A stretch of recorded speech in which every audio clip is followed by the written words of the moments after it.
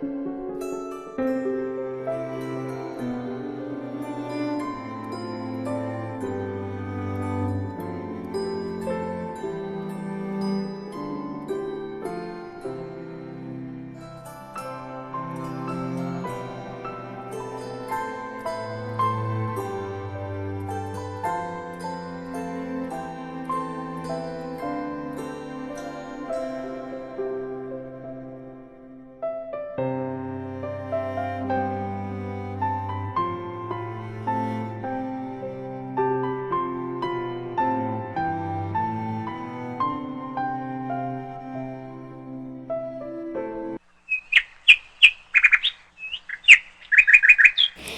Morning বন্ধুরা, তোমরা সবাই কেমন আছো?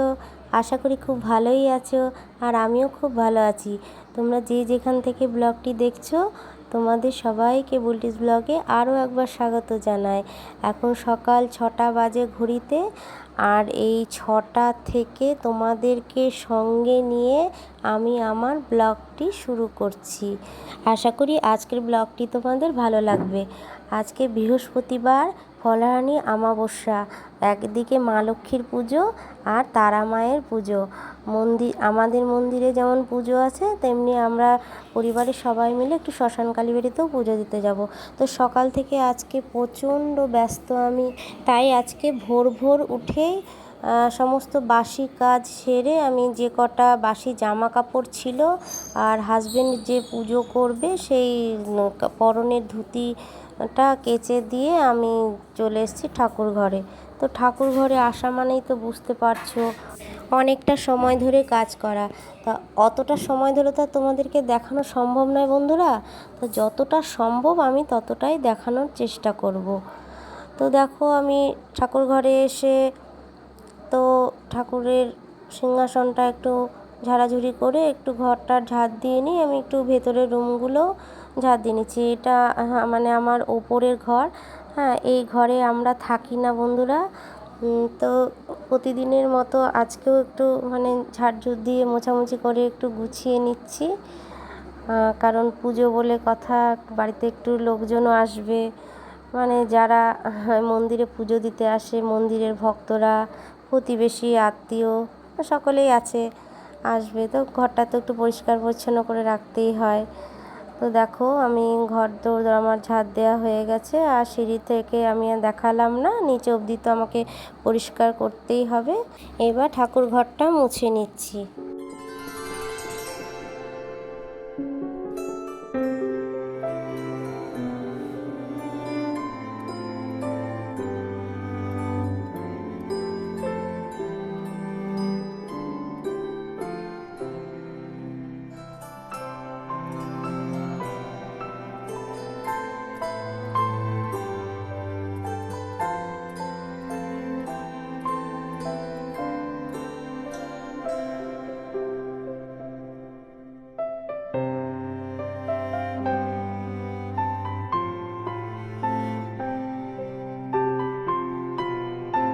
তো ঘর মোছা আমার কমপ্লিট হয়ে গেছে। এবার দেখো যে ফুলগুলো আছে, ওগুলো আমি পরে গুছিয়ে নেব। এবার আমি নিচের ঘরে চলে এসেছি। এসে দেখি সোনুর বাবা ফুল আনতে গিয়েছিল, তো আবার লুচি তরকারি কিনে নিয়ে এসছে, নিরামিষ লুচি তরকারি। দুই ছেলেকে দিয়ে নিজেও একটু খেয়ে নিল, কারণ অনেকক্ষণের ব্যাপার তো, পুজো করবে ও। আর জলমুড়ি একটু ভিজিয়ে রেখেছিলাম, ওটা শাশুড়িমাকে দিয়ে দিয়েছি, শাশুড়িমা খেয়ে নিচ্ছে। শাশুড়িমার শরীরটা ভালো নেই আজকে। আর দেখো, আমি তুলসী মন্দির থেকে গোটা উঠোন থেকে সমস্ত জল দিয়ে ধুয়ে এবার আমি গোটা ঘর বাড়িটা মুছে নিচ্ছি। গোটা ঘর বাড়ি মোছাটা আজকে তোমাদের আমি দেখাতে পাচ্ছি না, কারণ ভিডিওটা অনেক বড় হয়ে যাবে। যতটুকু দেখানো ততটুকুর মধ্যেই আমি তোমাদেরকে দেখানোর চেষ্টা করলাম।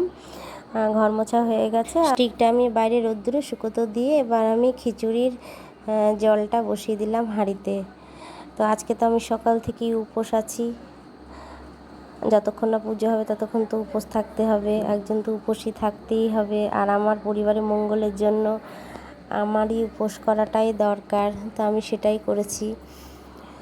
তো দেখো, খিচুড়ির জন্য আগে ডালটা একটু ভালো করে বেছে নিলাম, কেননা ডালের মধ্যে অনেক নোংরা থাকে। তো বেছে নিয়ে ডালটা ভেজে এবার আমি হাঁড়িতে দিয়ে দিলাম। তো বন্ধুরা, আমার সাথে থাকো আর ব্লগটি দেখতে থাকো।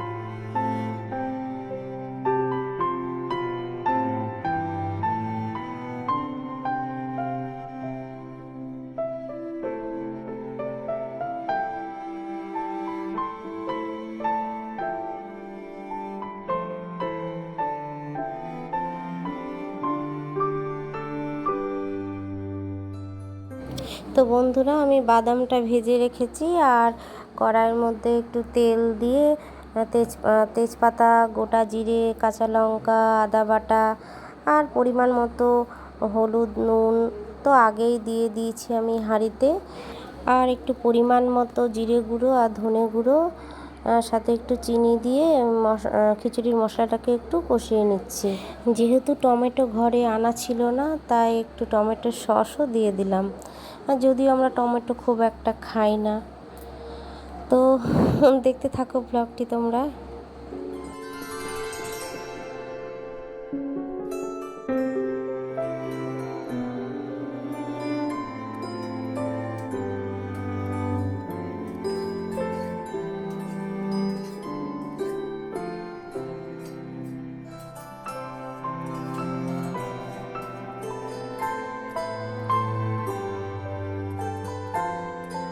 এবার কষানো মশলাটা আর বাদামটা আমি দিয়ে একটু নাড়িয়ে দিলাম হাঁড়িতে। আর আগে থেকেই চালটা ধুয়ে আমি ভিজিয়ে রেখেছিলাম, আতপ চালটা, তো চালটা আমি দিয়ে দিচ্ছি।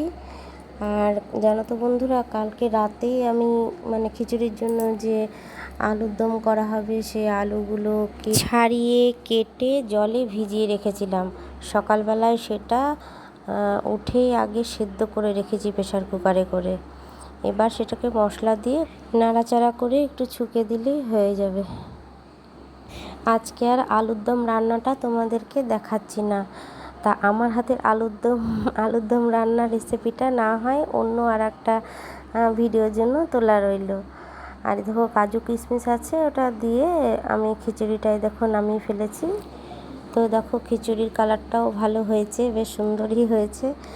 আর সাথে যে আলুর দমটার কথা বলছিলাম, দেখো আলুর দমটাও রান্না হয়ে গেছে। আলুর দমটাও খুব একটা খারাপ হয়নি, ঠাকুরের নামে বসিয়েছিলাম। তো যা হয়েছে, সবাই যারা উপোসী থাকবে তারা পুজোর শেষে খাওয়া দাওয়া করে নেবে এবং পাড়াতেও একটু সবাইকে প্রসাদ দেবো। আর দেখো আবার আমি ঠাকুর ঘরে চলে এসেছি, আমার হাজব্যান্ডও চলে এসছে। এখানে এখনও প্রচুর কাজ রয়েছে। দেখো হাজব্যান্ড মন্দিরকে এখন পরিষ্কার করতে লেগেছে, গঙ্গার জল দিয়ে পুরো মন্দিরটা পরিষ্কার করে তারপর মায়ের সিংহাসনের কাপড় পাতা হবে। যে নতুন কাপড় ছেলে ও মিলে মাপ করে কেটে নিচ্ছে। তো মন্দিরে এখন অনেক কাজ বাকি, বাসন টাসন সব ধোয়া হয়ে গেছে। আমি আবার নিচের ঘরে নেমে সোনুকে একটু স্নান করিয়ে রেডি করিয়ে দিলাম। তারপর আমি নিজেও স্নান করব এবং পরিবারের আরও সবাই স্নান টান করে রেডি হয়ে মন্দিরের দিকে রওনা দেব। তো বন্ধুরা, ফলাহানি অমাবস্যার সকালে আমরা কতটা ব্যস্ত থাকি, তো সেটাই তোমাদের সঙ্গে শেয়ার করলাম। যদি তোমাদের ভিডিওটা একটু ভালো লেগে থাকে তো একটা লাইক, কমেন্ট, শেয়ার করো। আর সাবস্ক্রাইব করতে কিন্তু একদম ভুলো না। সোনু তোমাদের টাটা করে দিয়েছে আর আমিও রেডি হয়ে গিয়েছি। তো বন্ধুরা, তোমাদের একটা লাইক, একটা কমেন্ট আর সাবস্ক্রাইব আমাকে আগামী ভিডিওগুলো করতে আরও বেশি করে মোটিভেশন করবে। তো আমরা দেখো শ্মশানকালী মন্দিরের দিকে রওনা দিয়ে দিয়েছি। তো গাড়িটা করে আমরা যাচ্ছি, যে কজন সে কজন এখন মন্দিরে পৌঁছাবো। তারপর আরও দুবার ট্রিপ দিবে, যারা বাড়িতে রয়েছে তারাও পৌঁছে যাবে মন্দিরে। তো তোমরা সবাই ভালো থাকো, সুস্থ থাকো, নেক্সট ভিডিও দেখার জন্য অপেক্ষা করো। আমি খুব তাড়াতাড়ি নেক্সট ভিডিও তোমাদের জন্য নিয়ে আসছি। Thank you.